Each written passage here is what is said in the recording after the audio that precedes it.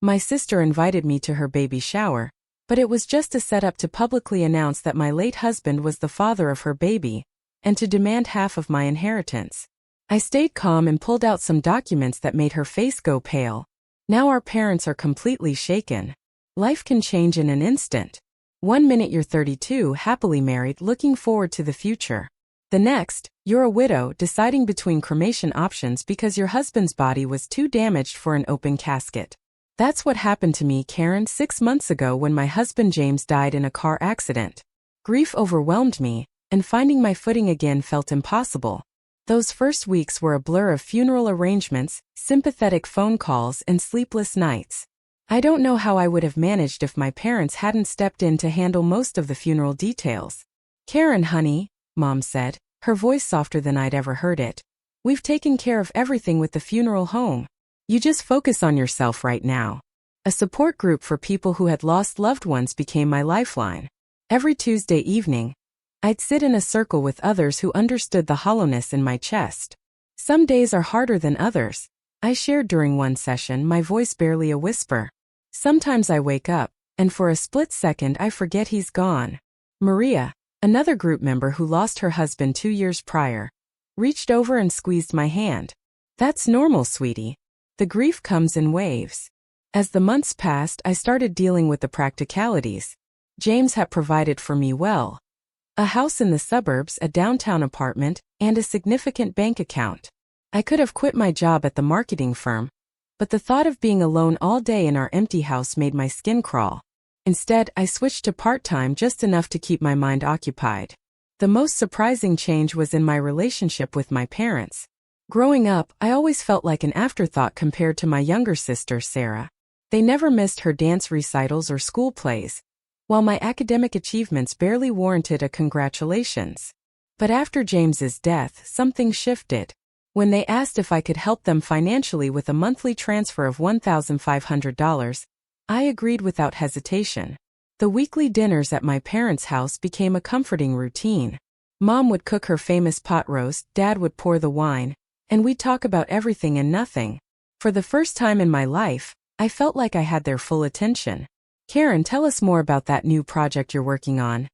Dad would say, actually interested in my work for once. The marketing campaign's going well. I'd share, savoring these moments of connection. My boss thinks it might bring in several new clients. But everything changed the night Sarah joined us for dinner. My younger sister walked in, 7 months pregnant, her presence immediately commanding the room as it always had. She'd been living in a rented apartment across town, and I hadn't seen her since James's funeral. Sarah, sweetie, sit here, Mom fussed, practically pushing me aside to make room for her favorite daughter. Do you need another pillow? Are your feet swollen? Just like that, I became invisible again. It was like watching a switch flip. Suddenly, all their attention laser-focused on Sarah and her pregnancy. The familiar ache of being overlooked settled back into my chest. An old friend I'd foolishly thought I'd left behind. So, who's the father? I asked during dinner, trying to join the conversation. Have you told him about the baby? Sarah's face darkened. That's my business, she snapped, pushing her peas around her plate. I don't need to share every detail of my personal life. Mom jumped to her defense immediately. Karen, don't pry. Your sister doesn't have to explain herself to anyone. I couldn't help but notice how different this response was from when I was going through fertility treatments. Back then, they'd had no problem demanding updates and offering unsolicited advice about my personal life. But how are you planning to manage on your own? I pressed during another dinner, watching her heap seconds onto her plate. Babies are expensive. Sarah waved her hand dismissively, that familiar smirk playing on her lips. Don't worry about my baby. We won't need anything from anyone. I've got it all figured out. I should have paid more attention to that mysterious smile, but I'd seen it too many times before. Sarah was always cooking up get-rich-quick schemes that never panned out.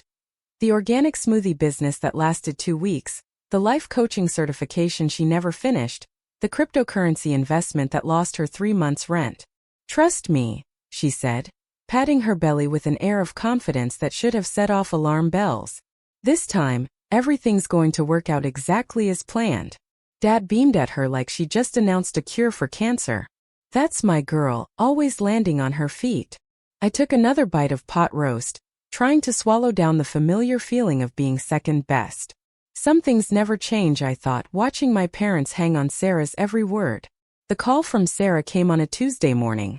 I was at my desk reviewing marketing reports when my phone lit up with her name. I almost let it go to voicemail. Our conversations were usually brief and awkward, but something made me answer. Karen. Her voice had that sugary sweetness she only used when she wanted something. I'm having my baby shower next weekend at Mom and Dad's. I'd really love it if you could come. The invitation caught me off guard. The last real conversation we'd had was at James's funeral, and even then, she'd seemed distracted and uncomfortable. Are you sure? I asked, unable to hide my surprise. I could count on one hand the number of times Sarah had voluntarily included me in anything. Of course, she laughed, the sound oddly forced. You're my only sister. It wouldn't be right without you. Plus, I have something special planned. Something in her tone made my stomach clench, but I pushed the feeling aside. I'll be there, I promised, already mentally listing possible gift ideas. Maybe this was her way of trying to bridge the gap between us. The following Saturday, I arrived at my parents' house carrying 2 carefully wrapped packages. A high-end baby monitor and a handmade blanket. Despite our differences, this was my future niece or nephew. The place looked like a pastel explosion had hit it. Pink and blue balloons everywhere, streamers hanging from every surface, and a towering diaper cake centerpiece. Trust Sarah to turn this into an event. She'd invited what looked like half the town. Aunt Margaret was there with her daughters, Mom's bridge club friends occupied the sofa, and Sarah's old college roommates clustered around the punch bowl, giggling over some shared memory. Time for games, Sarah announced, wading through the crowd in a flowing maternity dress that probably cost more than my monthly rent. She was glowing, but there was something predatory in her smile that made me uneasy. Her eyes kept finding mine across the room, holding my gaze a beat too long. We played all the traditional baby shower games, measuring Sarah's belly with string, guessing the baby's birth date, and that horrible melted chocolate bar and diaper game. I won the belly measuring contest, which seemed to irritate Sarah more than it should have. Throughout it all, she kept shooting these strange looks my way, like she was waiting for something. After the gifts were opened, Sarah cooing over each onesie and baby gadget with theatrical enthusiasm, she reached my present. She held up the blanket, running her fingers over the intricate pattern. Then she clinked her glass for attention. The room fell silent, and my heart started racing for no reason I could name. The air felt suddenly thick, hard to breathe. I want to thank everyone for coming today, she began, one hand resting on her swollen belly. But there's something else I need to share. I think it's time everyone knew who the father of my baby is. My heart started pounding. Sarah's eyes locked onto mine, and in that moment I knew. I knew before the words left her mouth, but that didn't lessen the impact. The father, she said, her voice ringing through the suddenly silent room, is James Wilson, Karen's late husband. The world tilted sideways. Through the roaring in my ears, I could hear gasps and whispers from the guests. Aunt Margaret's hand flew to her mouth.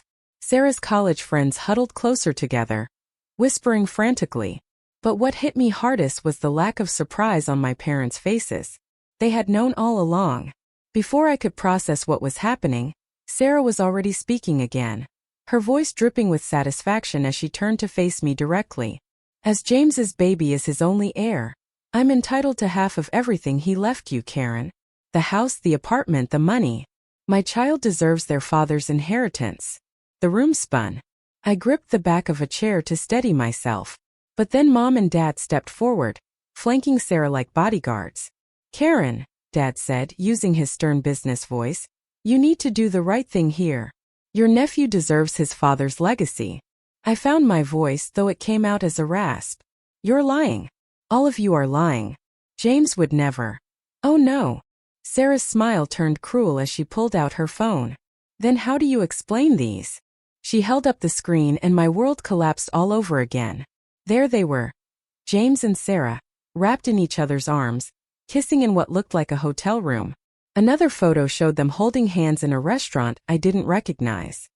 He loved me, Sarah declared, her voice carrying across the silent room. He was planning to leave you for me. We were going to tell everyone, but then, she choked up, tears streaming down her face. Then the accident happened and all our plans. I couldn't breathe, couldn't think. My body moved on autopilot, gathering my purse, pushing past the whispering guests, stumbling out to my car. I heard Mom calling after me, but I was already backing out of the driveway. The drive home was a blur. My mind kept replaying those photos, trying to make sense of them. The restaurant photos must have been taken during those business trips he claimed to have. The hotel probably during his frequent work travel. My phone started buzzing as soon as I walked through my front door. Sarah was sending messages, dozens of them, screenshots of conversations between her and James. I don't love her anymore. I haven't for a long time. We'll tell everyone after the divorce. You're the only one I want to be with. I can't wait to start our life together. Message after message appeared on my screen, each one a fresh knife in my heart. The timestamps showed conversations going back months. My husband and my sister, plotting their future while I underwent fertility treatments, believing I was the problem in our marriage. I spent that night pacing through my house, touching James's things and wondering if everything about our life together had been a lie. The first call from my parents came at 7 a.m. sharp. I let it ring 4 times before answering. Karen, you need to be reasonable about this, Dad started, not even bothering with a greeting. The sooner you agree to split the inheritance, the easier this will be for everyone. The casual arrogance in his voice made my blood boil. Easier for whom? For Sarah? For you. For all of us, Mom chimed in. I was on speakerphone. You don't want this to get messy, dear. When? The word came out barely more than a whisper. When did you know about them? There was a pause, the kind of hesitation that tells you everything you need to know before a word is spoken.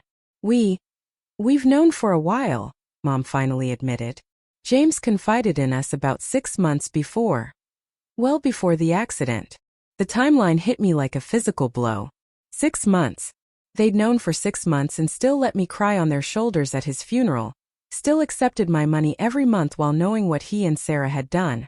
Traitors. The word fell cold and final on my tongue. All of you. I hung up and blocked their numbers.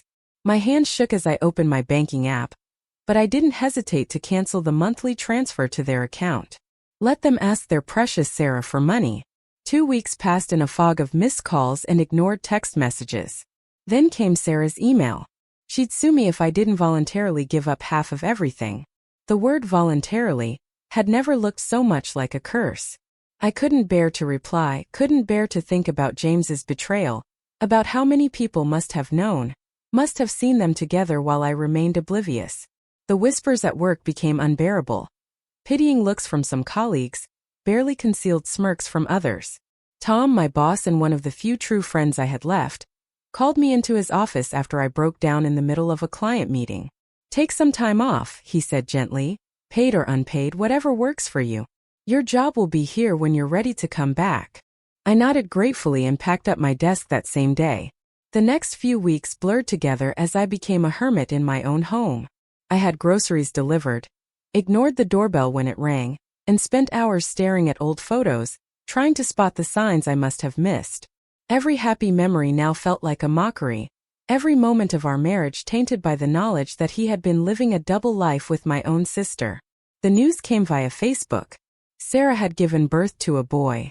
The photo showed her beaming in a hospital bed, our parents hovering proudly over their new grandson. The baby was wrapped in the cream-colored blanket I had knitted for the shower, which felt like a deliberate jab. I closed the app before I could read the comments, but not before noticing she'd named him James Jr. A week later. The court summons arrived in a thick manila envelope. My hands trembled as I opened it, already knowing what I'd find inside. Sarah was suing for half of everything James had left me, claiming her son's right to his father's inheritance. The legal language was cold and precise, laying out her demands in stark black and white. She wanted the house, half the money, and partial ownership of the downtown apartment. I spent 3 days researching lawyers before settling on Richard Martinez, who came highly recommended for handling complex inheritance cases. Ms. Wilson, he said, shuffling through the papers on his desk, his expression carefully neutral, I have to be honest with you. Your sister has compelling evidence of a long-term relationship with your late husband. Text messages, photos, witness statements, including your own parents. He paused, adjusting his wire-rimmed glasses. In inheritance cases like this, proof of an intimate relationship combined with a biological child. Well, the courts tend to be sympathetic. I was still processing this devastating news when my phone rang that evening. Unknown number. Hello, is this Karen Wilson? A woman's voice, unfamiliar but somehow striking a chord of recognition. Something in the cadence, the tone, made my heart skip. I'm Elizabeth Parker, James's mother. The world tilted sideways. I gripped the kitchen counter for support. That's impossible, I whispered. James was an orphan. He told me his parents died when he was young. He grew up in foster care. Her voice was bitter but not unkind. Another one of his lies, I'm afraid. Would you be willing to meet with me? There are things you need to know, things that might help you. We arranged to meet at a small cafe downtown the next morning, neutral ground. I arrived early, my stomach in knots, ordered a coffee I couldn't drink, and nearly dropped the cup when she walked in. The resemblance was uncanny. James had her eyes, her smile, even the way she carried herself. She moved with the same fluid grace I'd always admired in him. I was at the funeral, she said after we'd settled into a corner booth, far from curious ears. Back row, black dress and veil. I couldn't bring myself to approach you then. James and I hadn't spoken in years. I remembered her suddenly, the solitary figure who'd slipped out before the service ended. I'd been too lost in my own grief to wonder who she was, but now the memory crystallized with perfect clarity. The elegant woman in black, standing apart from the other mourners, her face hidden behind a dark veil. Why are you coming forward now? I asked, trying to keep the suspicion out of my voice. After all the recent revelations about James, I found it hard to trust anything or anyone connected to him. Elizabeth reached into her handbag and pulled out a manila envelope, worn at the edges as if it had been carried around for a long time.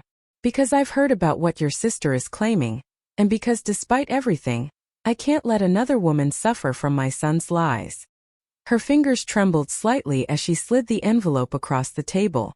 With trembling hands, I opened the envelope Elizabeth had given me. Inside were medical records from Boston General Hospital, dated 10 years ago, about a year before James and I got married.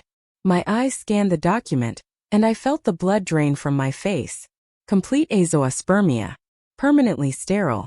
No possibility of natural conception. The clinical terms jumped out at me, each one a fresh blow. James had these tests done when he was 25, Elizabeth explained softly. He was devastated by the results. It was one of the last things we discussed before our falling out. I couldn't speak. All those years of fertility treatments, the endless doctor's appointments, the hormone injections, the tears and self-blame. It had all been a cruel charade. The courtroom was packed on the day of the hearing. Sarah sat in the front row, cradling baby James Jr., while our parents flanked her protectively. She dressed the part of the grieving almost widow perfectly. Demure black dress, minimal makeup, practiced look of sorrow. When she took the stand, she played to the gallery masterfully, tears glistening in her eyes as she described her great love with James. All I want is what's fair for my son, she declared, her voice breaking. He deserves his father's legacy. My lawyer, Mr. Martinez, waited until she'd finished her performance.